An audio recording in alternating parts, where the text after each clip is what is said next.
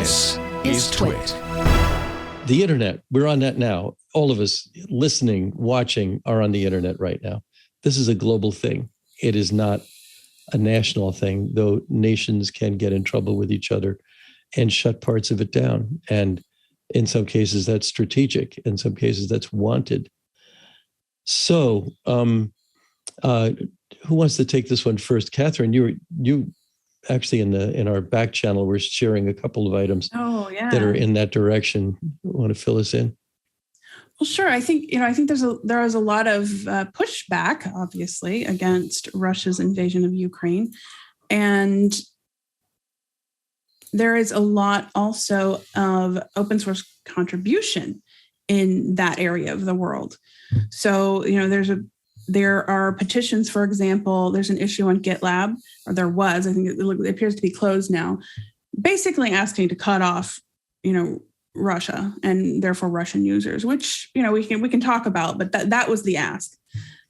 Similar ask was made of the Drupal community to cut off, to mark Russian users as read-only, basically limit access, and it's somewhat cheekily, a lot of Ukrainian Drupalers pointed out that Pornhub was blocking Russia, so we should at least be able to do as well as they did. But yeah, so anyway, there's a lot of, the interesting part is that there is such a vibrant open source community in Ukraine in particular.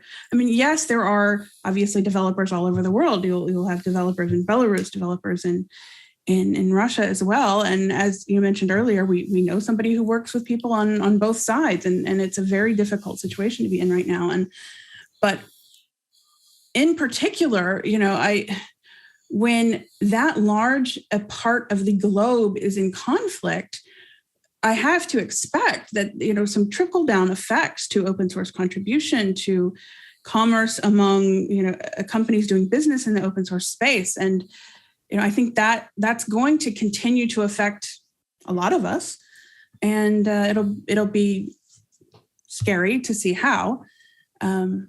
But yeah, in particular, I wanted to highlight the pushback against specific companies. GitHub, for example, also was sort of pressured into blocking access from Russia. I don't believe they have.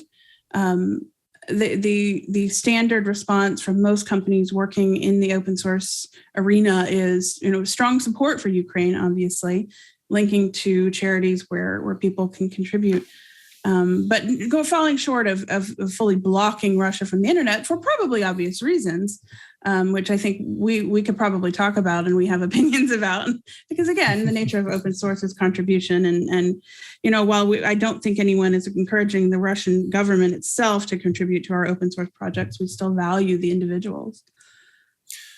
Yeah, I've seen several companies do things like this, and I'm going to go out on a limb here and say, I think history will judge poorly those that punish the Russian people for the actions of the Russian government.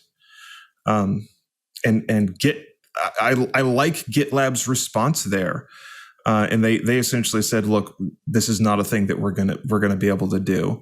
GitHub, for instance, GitHub has been one of the main ways that people in China are able to get information past the Great Firewall, because China cares enough about development that it allows GitHub. Mm-hmm. And so people go and post things in GitHub repos and GitHub gists that would otherwise be entirely unavailable to Chinese citizens because their government would censor it. I think you have a similar situation in Russia. There are things on GitHub and GitLab that probably the Russian government does not want their citizens to know about, information or techniques they don't want them to get to. And I really have a big ethical problem with the idea that we have to punish the individual Russian citizens for the actions that their government has taken. I think that is short-sighted and dangerous. But I apologize for getting political, but I feel pretty strongly about that. I feel war. Yeah, I feel the same way. And I mean, in some cases where you have but there are alternatives. Okay, so Starbucks says we're not going to deal in Russia anymore. You can still get coffee, I'm sure, probably somehow, somewhere that's not Starbucks.